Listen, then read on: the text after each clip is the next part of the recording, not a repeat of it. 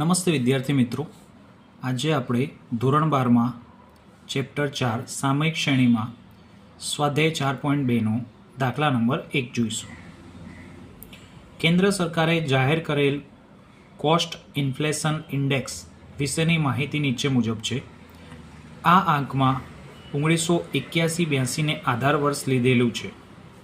આ માહિતી પરથી સુરેખ સમીકરણનું અન્વયોજન કરીને, એટલે સૌ પ્રથમ આપણે સુરેખ સમીકરણ બનાવવું પડશે વાય કેપ અને વર્ષ 2015-16 માટેના આંકનું અનુમાન શોધવાનું છે અને ત્યારબાદ આપણે 2015-16 માટેના આંકનું અનુમાન શોધવાનું છે.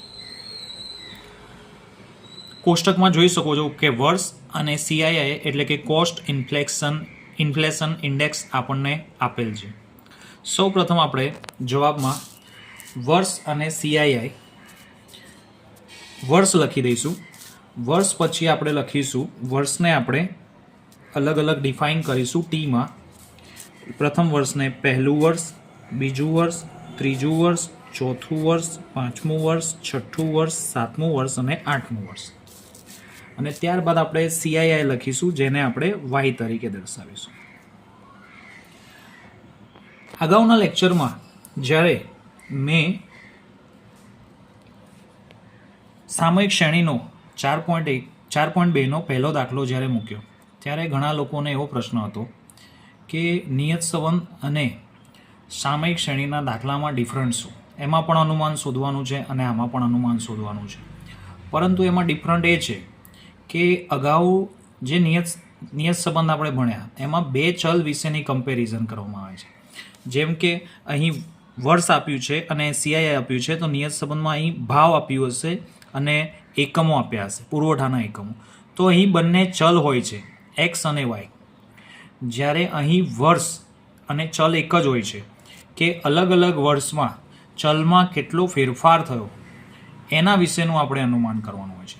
જ્યારે નિયત સંબંધમાં બે ચલ વિશેની કમ્પેરિઝન કરીને જો એક ચલમાં ફેરફાર થશે તો બીજા ચલમાં કેટલો ફેરફાર થશે એનું અનુમાન કરવાનું હોય છે. આટલો ડિફરન્ટ આવેલો હોય છે બંને ચેપ્ટરમાં. બાકી એની ગણવાની રીતમાં અને સૂત્રોમાં થોડીક સામ્યતા જોવા મળે છે. હવે વાય તરીકે સીઆઈઆઈ આપણને આપેલ છે, એ પણ આપણે લખી દઈશું. 551, 582, 632, 711, 785, 852, 939 અને 1024. ત્યારબાદ બંને લખ્યા પછી આપણે સ્ટેપ 1 કરીએ છીએ, જેવું નિયત સંબંધમાં કરતા હતા કે નિયત સંબંધમાં આપણે એક્સ બાર અને વાય બાર શોધતા હતા. અહીં આપણે ટી બાર અને વાય બાર શોધીશું. ટી બારનું સૂત્ર છે સિગ્મા ટી અપોન એન અને વાય બારનું સૂત્ર છે sigma Y upon N. Sigma T એટલે ટીનો સરવાળો કરીશું. તો સરવાળો કરતાં આપણને જણાશે કે સિગ્મા ટીનો સરવાળો થશે 36, એટલે કે સિગ્મા ટી આપણા થશે 36. અને સિગ્મા વાય અપોન એન પણ આપણે શોધવાનો છે, તો વાયનો પણ આપણે સરવાળો કરીશું. તો સિગ્મા વાય આપણા થશે, કેલ્ક્યુલેટરમાં આપણે કરીશું તો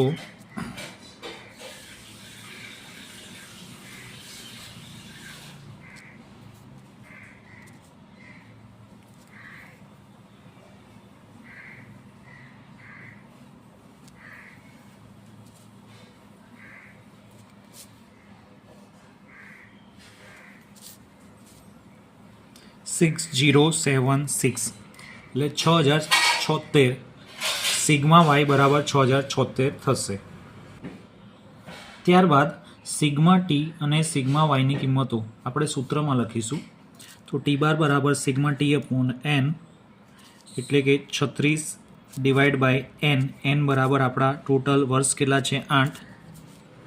તો 8 લખીશું. 36 ભાગ્યા 8 કરીશું તો એનો જવાબ આવશે 4.5. હવે સિગ્મા વાય અપોન એન એટલે કે 6000 76 ડિવાઈડ બાય 8, તો 6076 ભાગ્યા 8 કરીશું તો એનો જવાબ આવશે 759.5. હવે ત્યારબાદ આપણે બી શોધીશું સ્ટેપ 2માં. તો સૌ પ્રથમ આપણે બીનું સૂત્ર લખીશું કે બી બરાબર n સિગ્મા ટી માઇનસ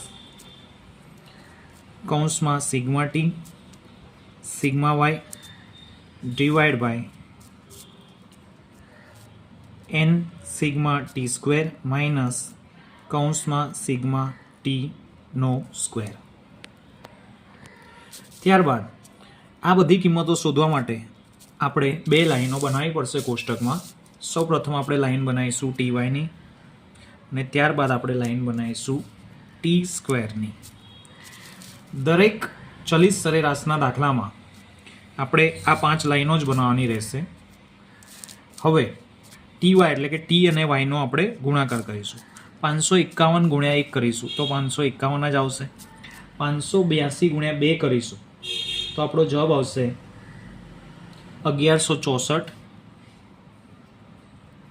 ત્યારબાદ 632 ગુણ્યા 3 કરીશું તો આપણો જવાબ આવશે 1896.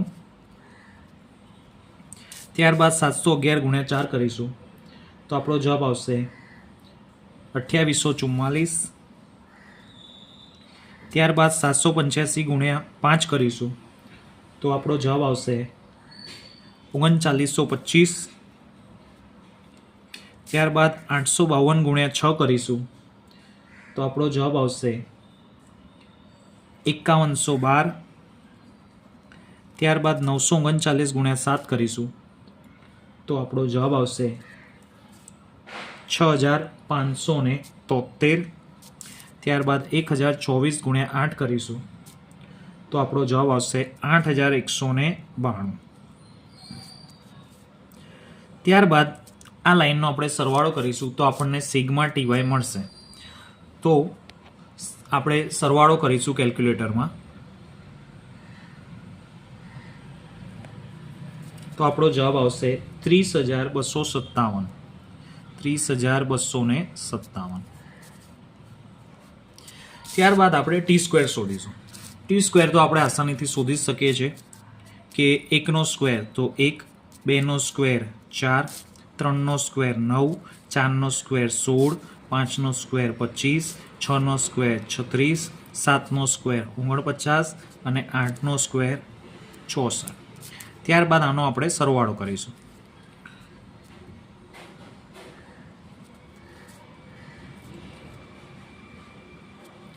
તો સિગ્મા ટી સ્ક્વેર આપણો આવશે 204.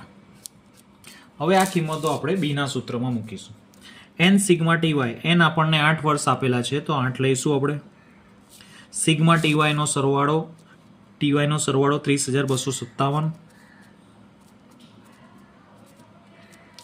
ત્યારબાદ સિગ્મા ટી એટલે કે ટીનો સરવાળો 36. ત્યારબાદ સિગ્મા વાય એટલે કે વાયનો સરવાળો 6076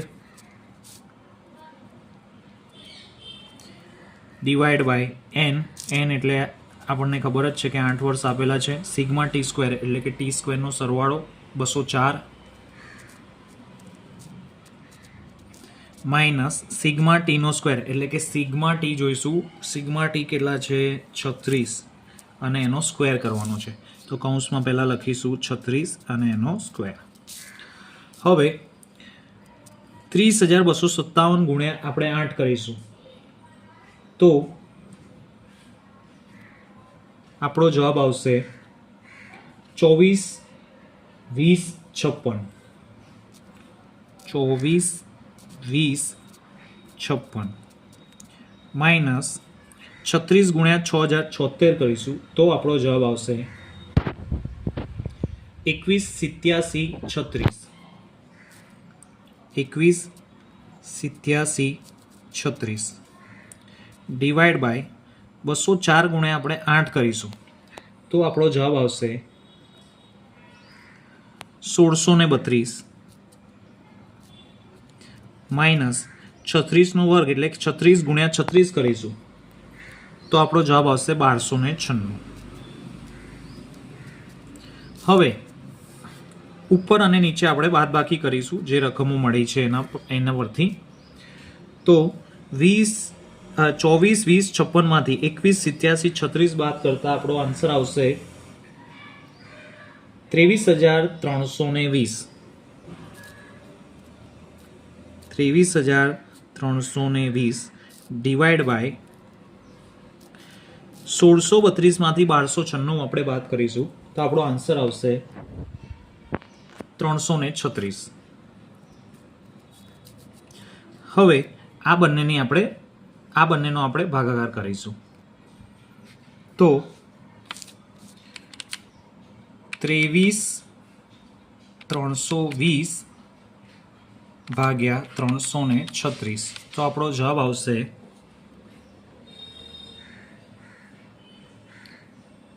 69.40. એટલે આપણે બી બરાબર આપણું થશે 69.40.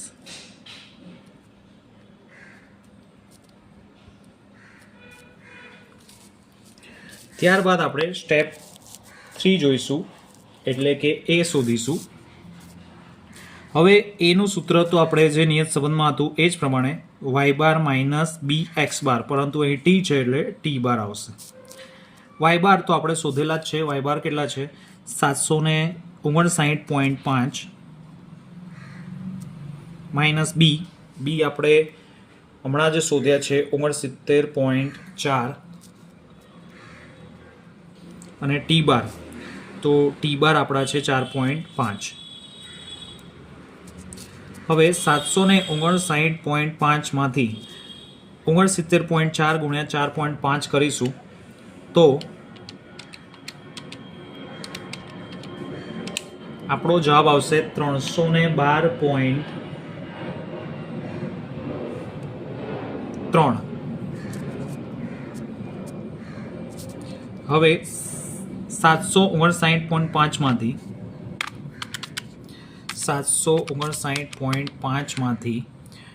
312.3 બાદ કરતા આપણો જવાબ આવશે 447.2.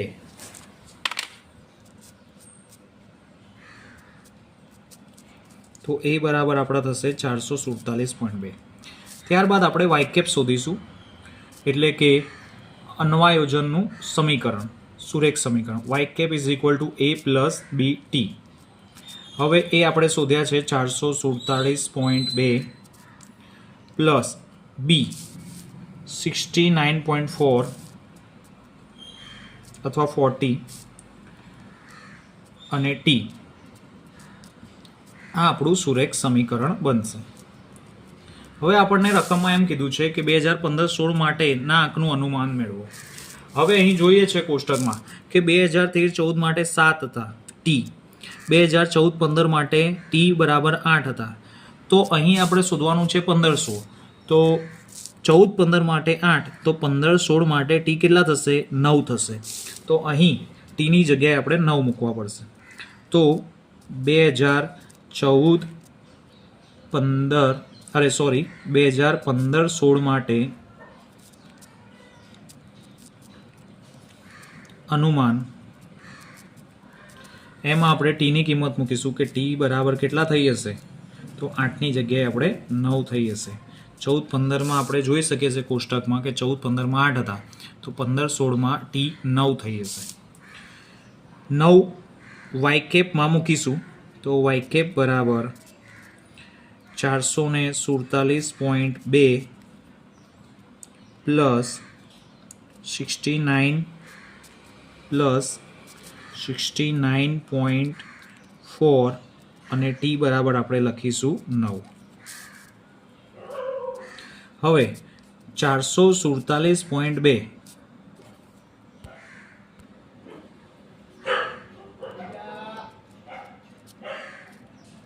પ્લસ 69.4 ગુણ્યા 9 કરીશું આપણે કેલ્ક્યુલેટરમાં તો 69.4 4 into 9, તો આપણો આન્સર આવશે 224.6.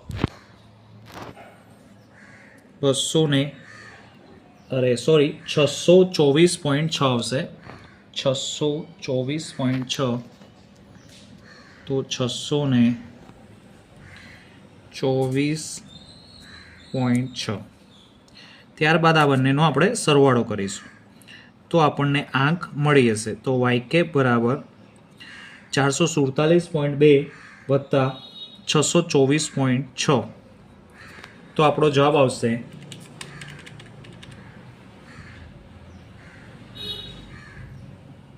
1071.8.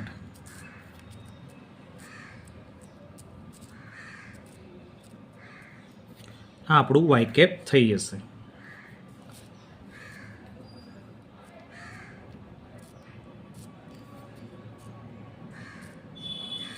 તેથી આપણે કહી શકીએ કે 2015-16 માટેનું અનુમાન CII એટલે કે કોસ્ટ ઇન્ફ્લેશન ઇન્ડેક્સ 1071.8 થશે.